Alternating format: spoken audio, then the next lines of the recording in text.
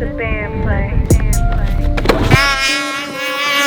100K on the protect, living life with no regrets. These out when I get dressed. Summertime, I'm with a fresh. Put a leg behind her head.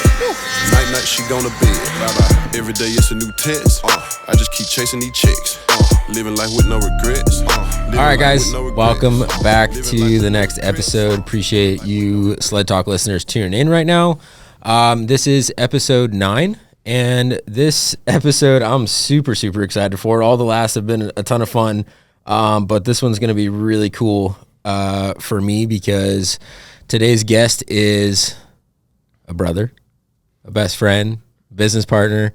He's just here to pick on me. Riding buddy, and also the head behind all the content creation stuff for SledSend. So this is Jeff Ware. And Jeff, welcome to your first time on the podcast, dude. Excited to be here, even though I'm here every time. Yeah, you are. So Jeff, for those of you that haven't been paying attention, I've shouted him out multiple times. Jeff is the individual behind the camera, behind the mic, behind the computer that's putting all of this glorious content out for all of you followers, and cannot appreciate the work enough that you do. Really glad to have you a part of SledSend. It's a lot of fun, so it is. I'm here for it. Hell yeah. So, and as a side note too, Jeff and I have been working together for business for the last 5 years, and this is the first time ever that I've had you on this side of the camera with me in 5 years. Roles are flipped a little bit. Dude, I love it. All right, so let's get into this. So we're gonna do kind of like we do with all the previous episodes, a little bit of an introduction to the guest, you, Jeff, and then kind of talk about specifically your experience with snowmobiling, and then we'll go into the content side of things, right? So I know that there's a lot of people out there that are starting podcasts, starting YouTube channels, and it's really becoming a big thing to film and create content within the snowmobiling industry. So anyways, let's start off with, a little bit of backstory for who you are, where you're from, what you do, all that kind of stuff. Yeah, cool. So I grew up in Hermiston my whole life, and recently, 5 years ago, I started doing videography and did that part-time for a couple of years. And then recently, 2 years ago, I went full-time, and I do a lot of work for a vast majority of different companies, business companies. And Tyler and I got this office about, what?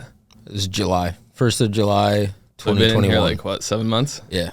Probably the best decision we both made, I would say. Hands down. In 5 years, all the things that we've done business-wise, this is, yes, I agree. Yeah. It's been a lot of fun. So, 100%. But yeah, I just started riding sleds. I've probably rode 10 times?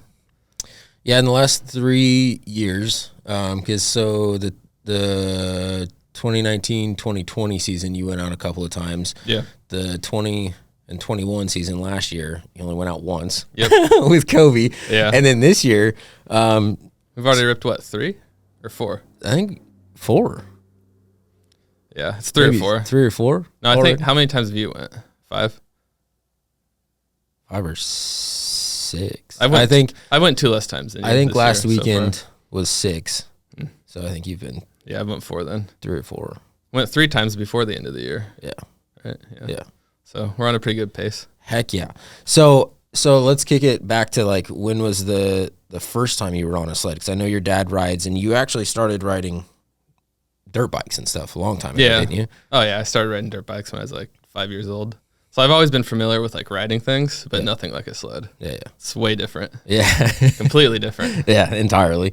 100%. I remember when you went out in the 2019-2020 season, we rode a couple of times, and at that time, so for those of you listening and watching this, Jeff rides, well, technically it's my fiance's sled, but my second backup sled, whatever you want to call it. So it's a 2019 Pro RMK 800 that has a GGB trail can on it, as well as Fox IQS suspension. And I remember when you went out, 2 years ago, riding it was not set up. It was the shocks were not that, the stock shocks that Evans Walker or whatever they are, were not set up for you. Yeah. And then last year you went out on the new Fox suspension, and you were like, holy crap. Yeah, definitely a big difference. You could actually had a lot more control over the sled. Yeah, you could actually ride and stuff. Much better, and like actually like make the sled do what you wanted to do. Yeah, I just didn't have for the sure. shocks, For the sure. shock setup. Well, And let's tell them what I was riding before that. The first time I rode. Well, it's I think it's my dad's. It was like a 98 or 99 Mountain Max. Yamaha Mountain Max. Yeah, pretty heavy. Mm-hmm. Not very easy to move. But the first time I went out, I was wearing a Patagonia puffer jacket and some snow pants and just some regular old snow boots, and that was a pretty cold day. Yeah, huh? Yeah. And you've since upgraded to a Climb monosuit. Yeah, I've been spoiled. That's for sure. Heck yeah. Shout out Climb. So let's talk a little bit, Jeff, about over the last few years, as far as, because this year's been crazy as far as like the importance of filming content and stuff. So last year we went out there once and filmed with Kobe, and kind of talk about, I guess first, how do you want to do this? So do you want to talk about like what you have shot with in the past versus like what you're shooting with now? As far as like the details of the cameras and stuff, because I'm sure there's listeners and watchers that, that film, that understand the version of the camera and that I don't understand. So Yeah, I mean, what I'm currently using now is like still what we started with, because it's only been 2 years, right? Sure. So I use a Canon EOS R, and most of the time I'm shooting on a 24-70, but if I need a little more range, we use the 70-200 for shots farther away. But as far as the camera gear goes, nothing's changed too much the whole time we've been riding together. Sure. But we are looking at getting something new here soon. Mm-hmm. So we're trying to figure out what we want to get for that, to maybe upgrade the quality of what we're doing. And so you have another camera to run with when I'm not with you. Right. But we're looking at the Canon EOS R6 or the R5, depending on how much Tyler wants to spend. Well, and I need to buy another camera as well, but he's looking at buying one for himself. Yeah, because that's the thing, like just, as so much of this has developed with all the content creation, with the podcast and stuff, and all the incredible feedback that we're getting from everybody, and the guarantee or the promise that we put out there, putting out an episode every single Friday, it's honestly like a full-time job to keep up with all of this. And so, you have gone out a ton this season, but you recently just had a baby girl. Yep. So congrats to you on that last week, literally, which is super exciting. I'm super happy for you to step into the role of being a dad. There's absolutely nothing else like that. That's for damn sure. Agreed. It's a lot of fun. Yeah. And so that's, that's kind of shifted your schedule as far as like being able to go out and ride and stuff, needing to stay home with mom and help with all that kind of stuff. And so kind of, part of that is, just because you aren't going on the sled trips or able to go out as much as I am, doesn't mean that, we have to stop the show, essentially. So that's the importance of getting, a setup for me so that I can film and stuff, and even talks like in the future to get a second setup for, somebody else that's on the SledSend team that, wants to take that seriously enough to actually like film and really be a part of the role. But if you're interested, submit an application. Yeah, 100%. We got some boys, but they're kind of goofy. So I don't know if they're the right fit for the camera guy job, but we'll see. Well, it's hard for people to understand. The difference is all of you are sled riders first. Yeah. And so the camera thing is secondary, which when you're out having fun would definitely take a back seat. Well, whereas I'm not as experienced. So like if I'm getting from point A to point B and I'm able to get somewhere and get shots, I'm happy with that because means I didn't get stuck too much. Right. Yeah, for sure. So they call me step sled for a reason. I knew that was coming. You either get that or you don't. It'll be on a sweatshirt soon. Anyways, so the importance of getting me set up with the filming and stuff so that we can always still get the shots and whatnot. It's important. Obviously, I want you out there as much as possible. Same. And so you brought up a topic that is super interesting, right? Like you have, a long professional history of filming and camera gear, right? And so like that is your main focus. And then the snowmobiling and learning how to snowmobile comes second, right? So I think it's important to kind of talk about like, what you've been faced with as far as being on a sled with other riders that definitely have a lot more time on the sled. And so I don't know if you want to touch base on the importance of like this next ride that you and I are going to go on. Yeah. That we're kind of, I don't know, we'll probably take the camera, but it's not going to be as focused on getting the shots, whereas we are focusing on just running the reps with you to build up the confidence and being able to, increase your skill level on a sled. Yeah. I mean, the hardest thing I've found is that, I'm a camera guy first, but not having all the skill set and seat time that I need has like definitely makes it difficult when you're out riding around. Like for me, I'm worried about like getting from point A to point B, not getting stuck, not hitting a tree, stuff like that. So like sometimes it does make it difficult to get content every time. Just because of that, like I'm always thinking about that as well. So it kind of makes the creative process a little harder, but,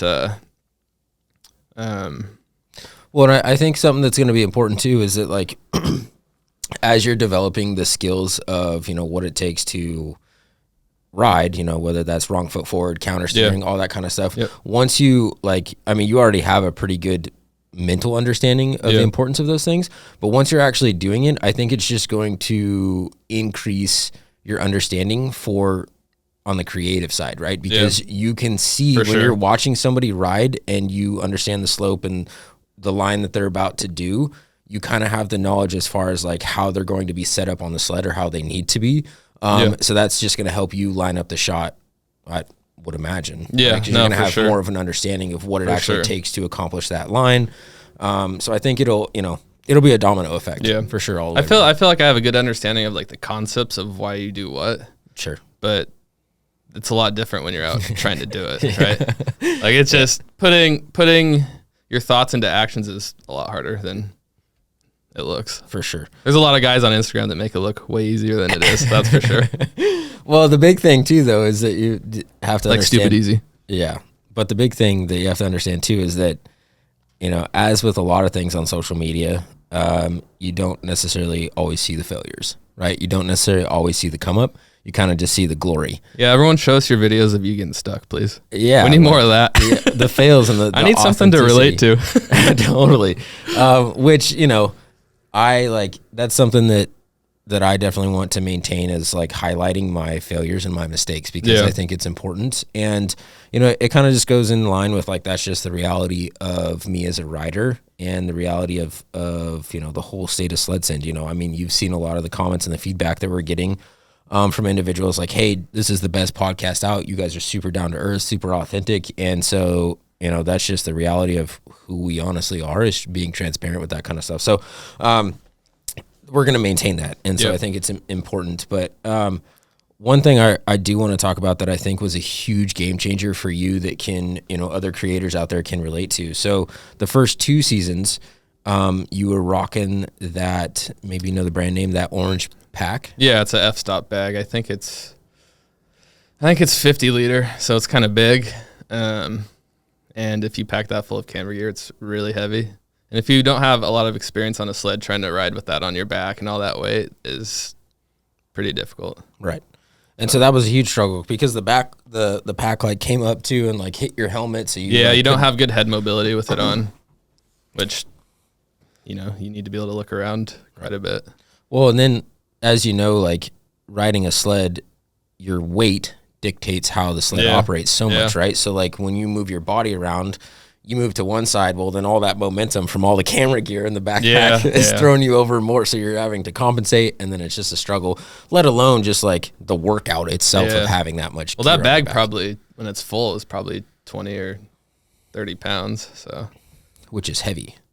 Yeah, so for sure. So this year, we made a change, and we upgraded to Pelican case. A Pelican case with a whole mount. It's actually like the Link setup, I think, that like Skidoo has. And so we set it up on the tunnel to have all of your camera gear, the majority of your camera gear, in that case, so that all that weight's on the sled instead of on your body. Yeah. And then we put that smaller climb backpack on you to carry whatever else you needed, but that gave you the mobility. And so I don't know if you want to talk about the importance of having that case in the backcountry like that. Oh, it's been huge. In that case, I can fit a camera with a lens and an extra lens, and then I can fit my drone and cards and batteries. But I think since I kind of butchered the foam in it, so how it works is you pull out the little foam squares and you make the pattern for each thing you're putting in it. Right. I kind of did a bad job of that. And that's my job. Yeah, he's a lot better at it than I am. But I think once we order some new foam, we could probably fit my 70 to 200, 24 to 70, my camera with the 16 to 35 on it, drone batteries, camera batteries, and cards, and shouldn't have to worry about it too much. One thing I will say though, if you are going to use that setup that we have, and you're riding with Tyler, don't leave it open when he's riding around, because he'll come by and dust you and not even think about it and fill it full of snow. Yeah, all that snow goes right in that case right nicely. And then when you're in 3 or 4 feet of powder? Yeah. When you're in 3 or 4 feet of powder and you have to take everything out of the case and empty the case out and not drop anything into that powder. Because it's gone forever. Because it's gone forever. I lost the lens cap. R.I.P. So I'm something, invoicing you for it. Yeah, okay. It's actually an item on that invoice I sent you. Oh, nice. Perfect. For $3.99. Oh, Jesus. That's $3.99. Yeah. Huh? Something I was thinking about was, I wonder what it would look like or how it would work. Maybe you just do a separate setup, but what if you, because the importance of all the GoPros. Yeah. Right? Like, we need to acquire some more GoPros and some more mounts and stuff, because that's going to be super crucial. Yeah. 2 things. Like, I wonder if we could make room within that Pelican case to fit a couple of GoPros and batteries and stuff, maybe this might be totally like not ideal, but for whatever reason, I just kind of had this thought of, so the smaller Apache, I believe is the brand, the orange case that's in there. What if we were able to mount that on top of the lid of the Pelican case in the middle of it? We could literally probably just bolt them together. Yeah. And urethane the holes so that we don't get no leakage. Water in there and stuff. Yeah. Right. But you could set the orange one on top of the Pelican, drill the hole in the bottom of the orange one, and then the lid of the Pelican, bolt them together, seal them up. And then obviously put it in the middle. So maybe if you didn't need to get into the orange case, you just need to get into the Pelican, you could open the Pelican on that lid. Like, you'd have all that weight of the orange one on there. So you'd have to be careful with that, I guess. And I don't know how tall that would be, as far as like, might look a little goofy, but it might. We're here for utility. I mean, not looks. Yeah. Well, and the other question is, especially me. On the one, your sled, it's a 155, right? So you only have so much tunnel. I wonder if there's enough room to, because I've seen people mount 2 Pelican cases, a medium and a smaller one, lengthwise, not on top of each other, but lengthwise. I don't know if there's enough room on the 155. Maybe we can buy another bracket and just put that back there. Probably if we had 2 cases that were each a little bit smaller. Sure. Because that one we have is kind of big. Yeah. Well, and then if you stack that orange one on top there and you're riding and you go to do a super sick hop over, right? And you kick your leg back. We got a little bit before I'm there. Is your leg going to hit the top of that orange one, if it's stacked up there? I don't know. But it's something to... Right now, that's not really a concern. Yeah. In the future, it will be, for sure. Just getting all our stuff from point A to point B is the goal. But I will say, if you are doing content or you just want to take a camera with you, and you don't want to spend... What'd you spend on that Pelican case? Like $200? Yeah, I think the whole setup was about like $500, I think. But how much was the case, though? I think the case itself was like $200. Yeah. If you don't want to spend $200 on a case, you can go to Harbor Freight. I don't know if all of you guys have those where you live, but they have cases as well that I would say are pretty close in quality. And and that's the Apache brand that we were talking about. But we could get the same size of case we have on the Sled that we spend like $200 on. You can go to Harbor Freight and get one for like $65. Same size, I think. Big difference. Yeah. I would say, I mean, we haven't tested it out yet, so don't hold us to it, but I would say would probably do just fine. Yeah. I mean, it's got a nice big seal on it. I mean, the biggest concern would be snow getting in there, but I don't see how snow would get in there. Yeah. Unless your buddy rides by when it's open. Yeah. So if you guys, listeners and viewers, can't already tell, like, this is just a super authentic episode. Not that the previous ones have been, but like we're discovering and talking about things in real time and like figuring it out. And we're doing it on purpose just to, share the pros and cons or what we've learned or mistakes we've made or whatever, as far as the whole realm of content creation. And so, yeah, just pointing this out, just being super authentic and having a conversation with you about this kind of stuff. So, I think next, unless there was more that you wanted to talk about in gear, but I think next we can kind of go into. I do have something I want to talk about. Okay. Maybe you were going to say it or not. I don't know. But Tyler and I recently started working out together for we're probably 4 months now. 4 months deep now, going at least 5 days a week. In December, we went every single day just to end the year strong. Mm-hmm. But I want you to tell us, the changes you've seen. For sure. And now how it's become like pretty big priority for you. Yeah, 100%. Well, so a little bit of backstory for me, like with, my routine and personal development and all that kind of stuff. I've always worked out, but I've always worked out at a home gym, right? Yeah. By myself. Yeah, and that's true. I didn't mention that. And so it's always been important to me for physical activity and working out and stuff, because then that just goes into the whole, realm of mind, body, spirit, business stuff that is important to me.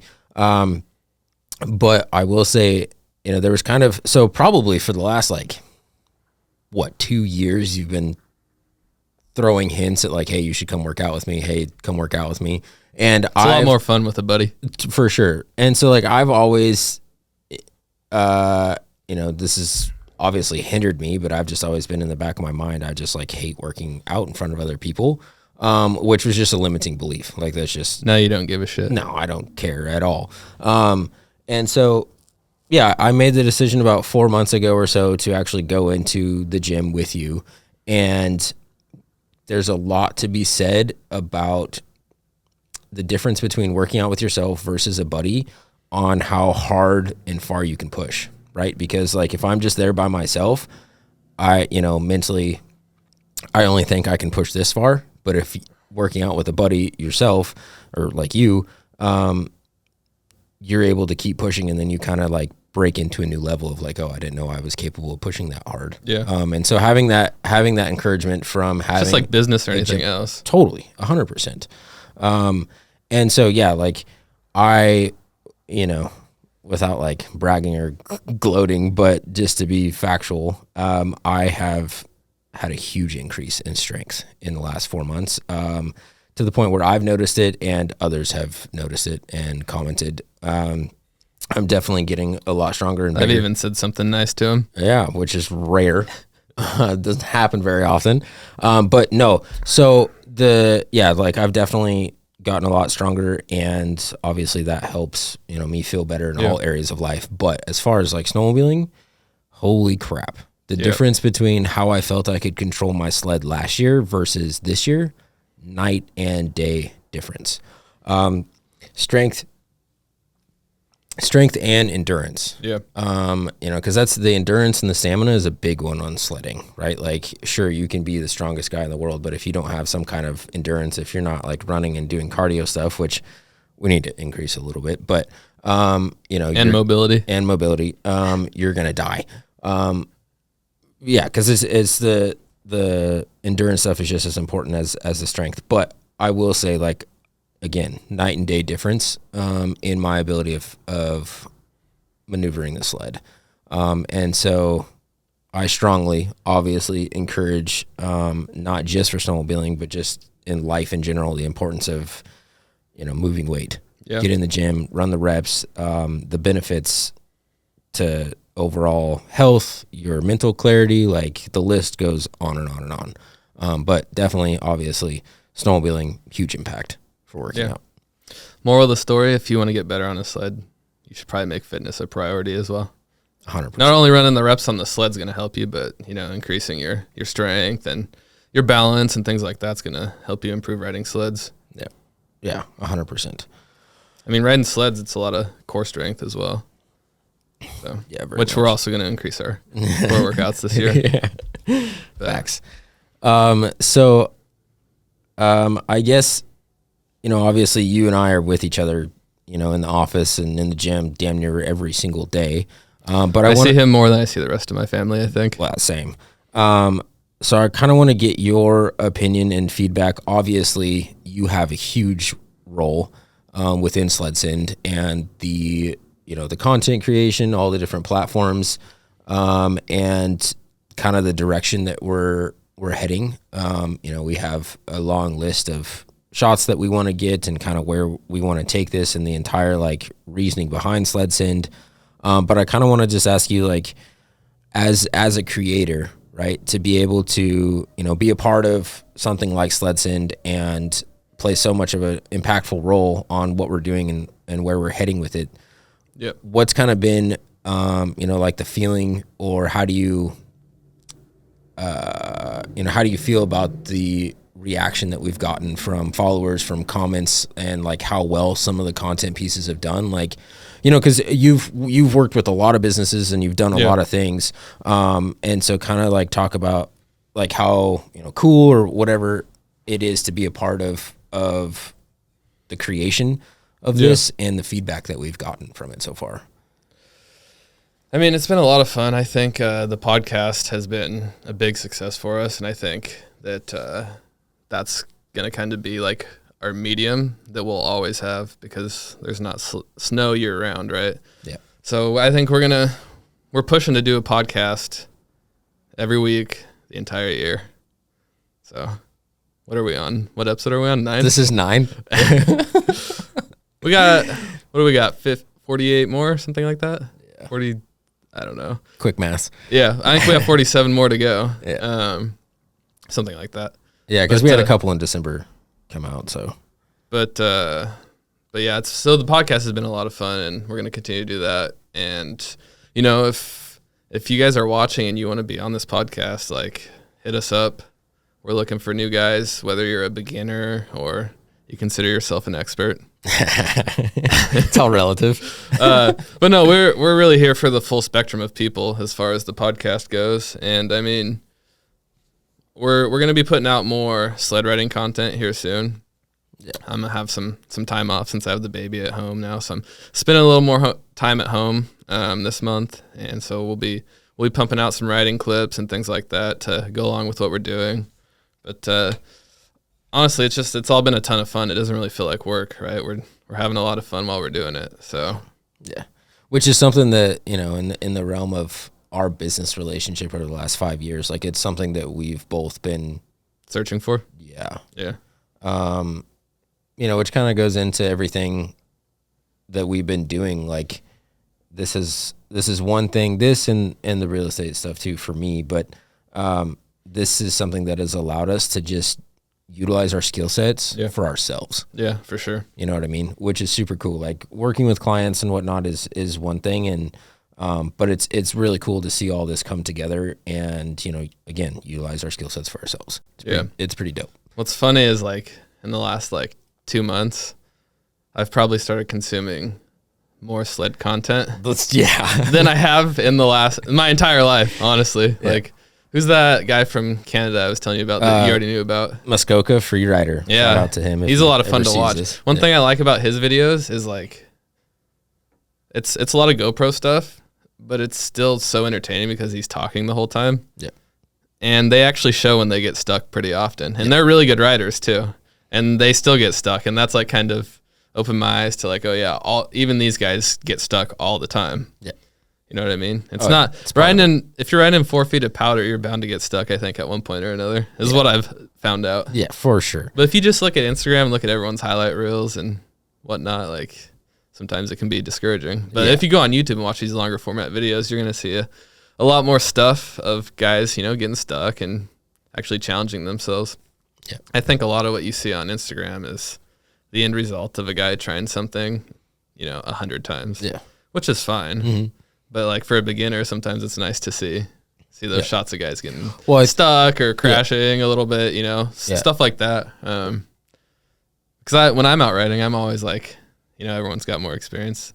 The one thing that's always on my mind is like, I do not want to make all these guys dig me out, give me ski poles, things like that. But at some point, you just have to get over it and keep going. That's the thing, and I've told you this, at the times, in real time when you've been stuck and stuff, and not to like call you out, but I don't care. I know you don't, but sometimes when you're in that element, and sure, you're with 4 or 5 guys and you're the only one that got stuck or whatever, you can beat yourself up about it and be guilty or feel guilt for it. And you absolutely shouldn't, because the thing is that like, flip the script, right? Like bring Kobe, bring Caden, bring Tom, bring any of those guys in here and make them set up and do a camera. Yeah. They're going to fail. Totally. 100%. Right. So it's all relative, but they shouldn't feel guilt either, because they've never really done it before. They don't know what the hell they're doing. Right. So it's the same kind of, it's all relative, right? It's the same kind of concept. And that's the biggest thing too, that you have to understand that you haven't seen really is them stucker than crap. Yeah. And so it's just the evolution, it's the process. And honestly, that is part of snowmobiling. Yeah. And so I will say I really want to get better, and like it's actually like something that I want to improve on, because I have started having a lot more fun doing it. Yeah. And so hopefully next year you and I can go take, is it Proven Progressions? Proven Progression is Caleb Kosterke's. Yeah. Maybe his or Brant's. Yeah. Brant's down in Colorado, and then Dan Adams, he's over in Wyoming. There's a ton. There's a lot, but I would probably say that probably Kosterke's is probably the closest for us. They're like, we could be there in like 6 hours. Yeah. I think I would probably benefit a lot from that. Yeah. 100%. I mean, I don't know. I guess too, what we need to look into is like, I'm sure each clinic has like its spectrum of riders that they're going towards, right? Like maybe one's more geared towards a beginner like me versus someone else's is more geared towards like, you're already a really good rider, but I'm going to show you how to do all this other cool shit too. There's levels to it. I mean, look at the difference in the SledSend retreats, right? Yeah. Versus, the SledSend retreats are geared around the people that don't know how to start the snowmobile. Yeah. Kind of thing. And then it's providing more of an experience. Yeah. That's what that is.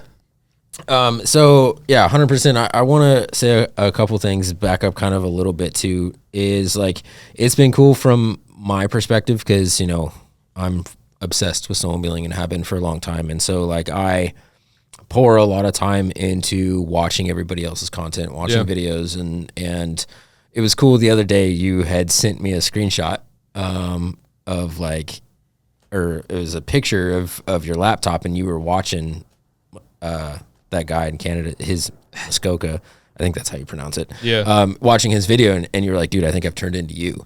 And so it's cool for me to be, because I care so much about it, to watch how much you have really engaged in the snowmobiling, how much you've kind of fallen in love with riding and the whole concept of SledSend, and like you're, really bought into all of it. And it's really cool to see that evolution in you to get to where we're at right now. I think yesterday, while I was editing for a different business, I had that guy's channel on, just playing in the background for probably like it was just playing for like 4 hours. Which is cool, because typically that would be the Nelk Boys in the background. Yeah. Now it's I'm always all caught up on their videos, right? Yeah. So I mean, I have a lot to watch of this other guy, because he's been, what's he do now? He does every snow season, he does a vlog every day, right? Yeah, so I think he's a seasonal maybe type of worker, right? So I think he does construction, and then he has, the winter off, I believe. I think last year was maybe, correct me if I'm wrong, please, social media. I think last year was the first year that he decided to do, a video every single day. And I think he did like 74 or 75 days straight. That's a grind. Oh my gosh, yeah, filming all day, editing at night, It's a lot of hard drives. and writing on top of all of it. Oh my gosh, yeah, it's crazy. And then uploading and whatnot. But because of that, look at his success on YouTube. I mean, he's got his channel's grown a ton of subscribers. We need to try and get him on the podcast. I mean, hey, if anyone knows him, tag him. Connect the dots, yeah, for sure. That would be super sick. I'm sure he'd probably be down. That'd be cool. Yeah, that's one thing I want to ask is if you guys that are listening, or if you're listening, you can't really leave a comment, but if you're watching or you see any of this on TikTok, like tag your favorite creators within this industry so that we can see what they're doing and see what you guys like, so that we can kind of try and produce more content that you guys all like as well. Yeah, that's a good idea for sure. Yeah, because we really need that feedback. I mean, just like something as simple as that comment that was on one of the TikTok videos of like, I think my phone died by the time he asked the question. Because I had like 40 seconds straight of asking this question, and I like made 2 or 3 versions of it, and it was stupid. I shouldn't have done that, or we should have cut the first 25 seconds of it. But it was keep leaving like, more comments like that, like so that we can really dial in what we're doing. Your feedback. I mean, some of the comments and some of the feedback is beneficial. Some of it is not. Some people are just talking shit. Yeah, which is good too. Yeah. I mean, I talk all the shit you want. It just boosts our engagement, so I'll take it. It's fine with me. I think that's funny. But yeah, like what Jeff said, you have other content creators and other people in the space that you really enjoy watching their content and stuff. Definitely tag them below, and because we like to pull ideas. Obviously, SledSend is its own thing. Yeah. And nobody out there is going to create content just exactly like us. Yep. Just like nobody out there is going to create content like, what's that guy's name for 509? David McKinney? DMC Digital or something? DMC Digital. Yeah, I like his stuff. Yeah, he's really good at what he does. And he's a really good writer too. Yeah. Nobody's going to make content just exactly like him. But it's cool to share ideas and concepts. And especially for you, sure, you enjoy watching all those videos, but you're also watching that stuff from the perspective of how can I take this into my own creative, right? Yeah. Like, how do we need to set Tyler up or whoever else we're riding with in a certain situation to get a specific style of shot. Well, I'm new to this field, like we've mentioned several times, the whole snowmobiling thing, but like I have ideas of what looks cool, but sometimes when you're out in the field, like knowing how to execute it can be difficult. There's a lot of different elements in play, right? So like me watching content of other people and seeing the shots they're getting that people like and stuff helps me in a way when I'm out there, like visualize things a little more and then actually make it happen. Yeah. Because filming in the snow, and if it's negative 10 with a wind chill the other day. It was 10 below. When you're filming and stuff like that, sometimes it's hard to even be able to focus on like getting a shot. Yeah. Sometimes it can be difficult. So, having all of those other content creators and being able to look at their stuff, helps when you're out in the field. Yeah. Well, and another thing too that you guys, listeners and viewers, can leave some feedback on is if you yourself are a creator, and definitely comment below or share some tips and tricks or things that you've learned that maybe we might not be aware of. Like give us some feedback with some of the things that you've learned that help you be able to get the shots and get the content. Is anyone rocking like a special pair of gloves that maybe they're pretty thin, and maybe they get you get a bigger size up in climb gloves that can go inside of those, so you can take your climb gloves off but still have something on your hands. Like if you're doing something like that, like let us know.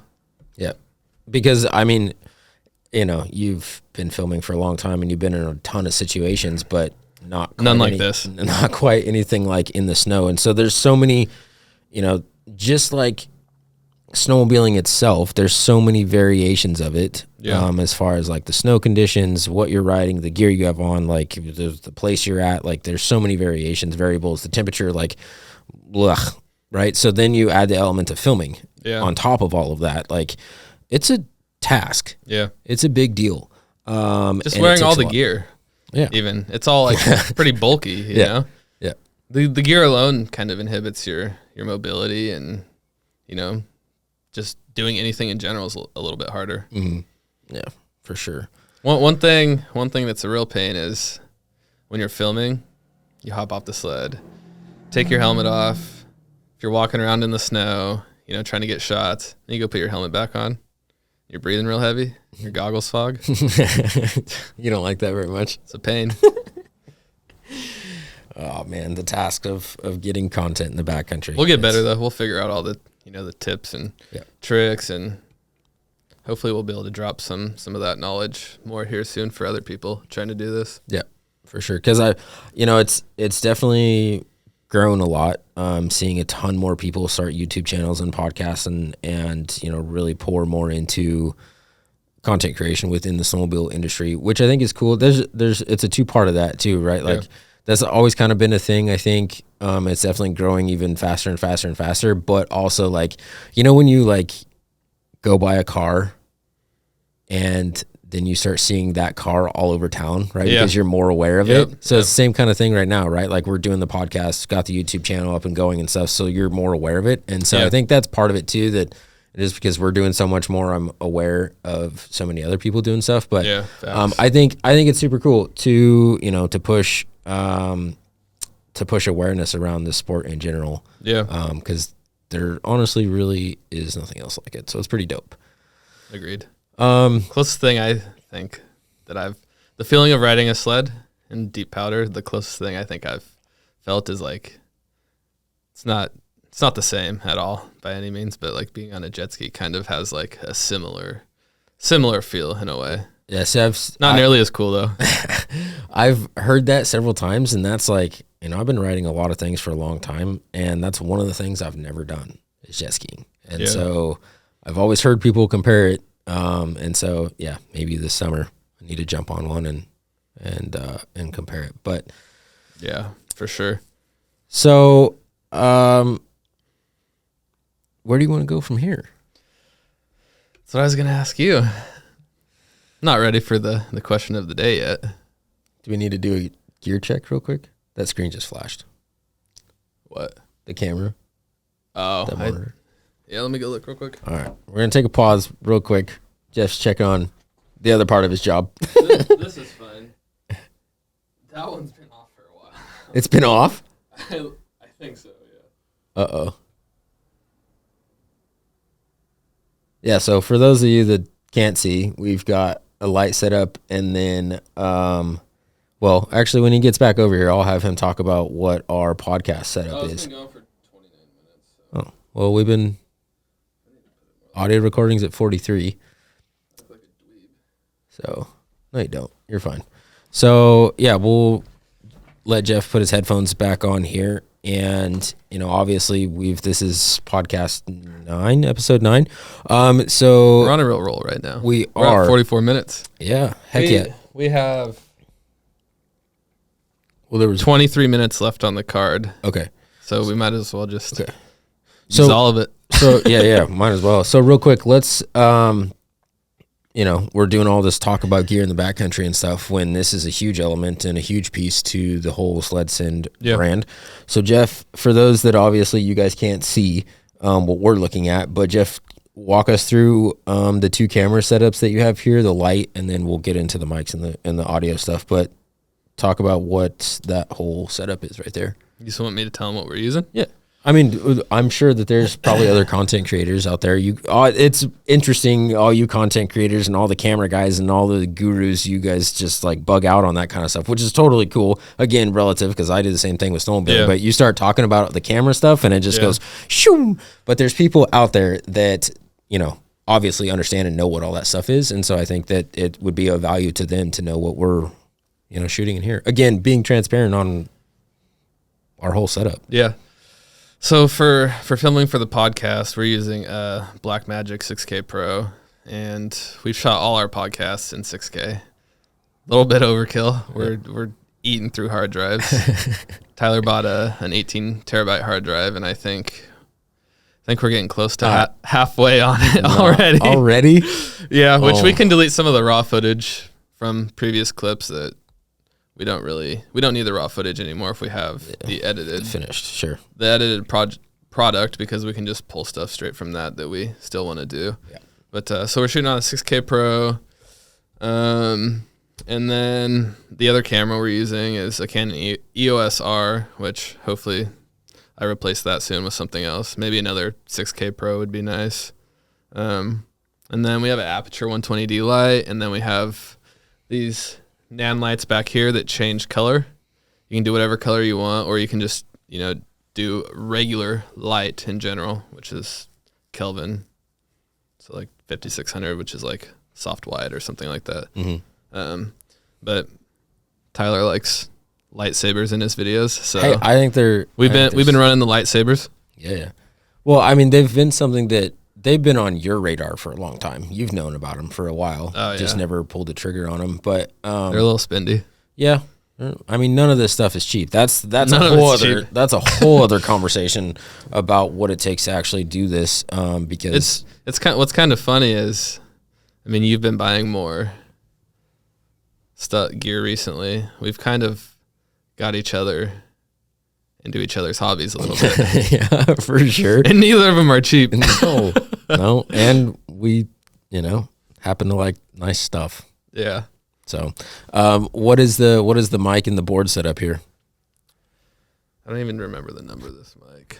It's the Shure SM7B. So if you listen to or watch podcasts, a lot of the top guys are using this mic. I'm pretty certain this is what they use on Joe Rogan. So if you watch that, there you go. Probably seen this mic before. Then we just have these Rode arms, and then we have this Rode. I think it's a Procaster is what they call it, and it's got up to 4 channels for mics, and then you can hook something up through USB, iPhone. You can do like hook up an iPhone to it through I think it's an aux cable, and then you can also connect through Bluetooth. Which, speaking of that, if you want to be on the podcast but you don't live in Oregon or Idaho or Washington or Montana or anywhere we'd be willing to travel. Like if you're on the East Coast, we'd love to have you on the podcast, but it's probably not too feasible for us at this point to travel all the way over to, Minnesota or somewhere like that yet. But we might be in the future, right? Mm-hmm. Yeah. But yeah, we can set up a Zoom call with you and actually do a podcast through a Zoom call.